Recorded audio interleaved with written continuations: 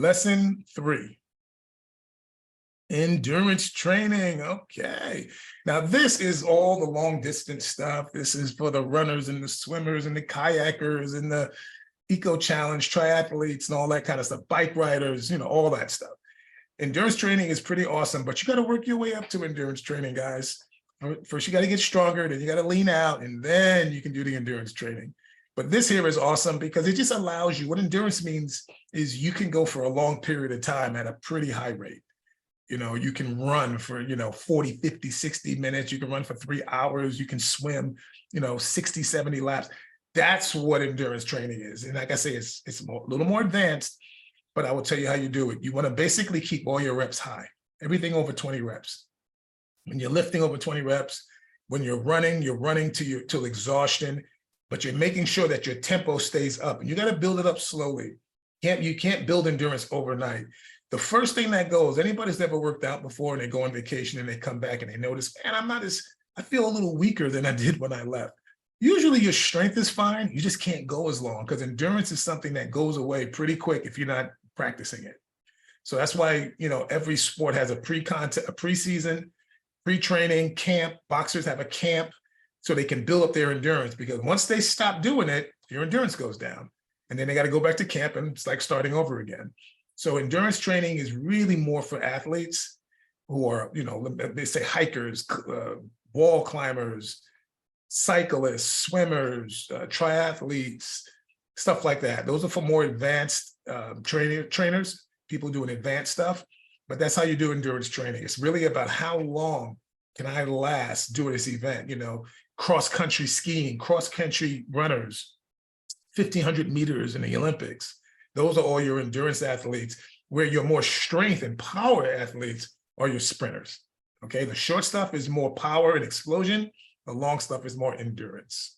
And of course, we can combine all of them.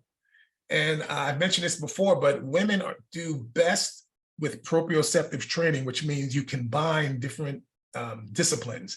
You do some endurance training one week. Next week, you can do strength. The week after that, you can do cardio type training. You can do Pilates, mix in some Pilates, some yoga, some hiking, stuff like that. Various stuff. Women do so well when they break up their workouts. Okay, so I recommend if you're a woman doing this, if you're a guy doing it, you can do it as well. But women do really well with that type of training. Okay, so that's advanced. I'm not going to get too deep into that. Some people will want to get into this, and when you do, we'll talk about that when you're ready for it. And then we'll design programs that have a combination of all three. Okay. And now this also, I'm just going to talk about this real quick because sometimes clients come in and they're working out and all of a sudden they want to do more. I had a guy once, he was 50 something years old. He just wanted to lose weight. We got 50 pounds off of him. Then he said, hey, you know what? I want to do a bodybuilding show. I was like, you're crazy. But he really wanted to do it. So I said, okay, well, now we got to put a little bit of muscle on you. Before I was just taking fat off you. Yeah, we put some muscle on, but we weren't trying to build muscle like that.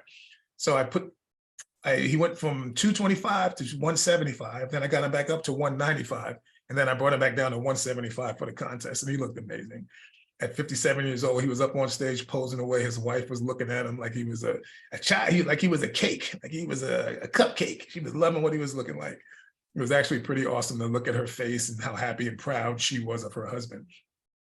But I won't get into this too deep. All I say is bodybuilding training is a combination of everything that we're talking about. You see this young lady here, she looks amazing.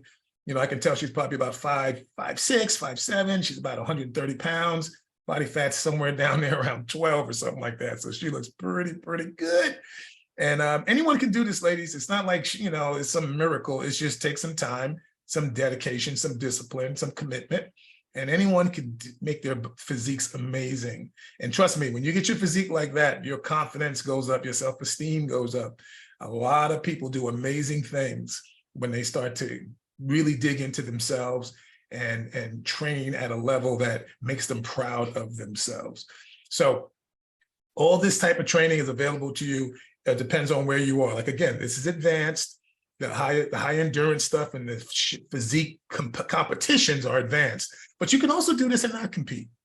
Okay, I've had people do this for a photo shoot, for to do a photo shoot for them family or for themselves, or I had one guy do it so he can do a photo shoot for his business. He just wanted to do it. So you don't have to compete, but you could definitely do something at a higher level just to push yourself and be the best version of yourself. Okay.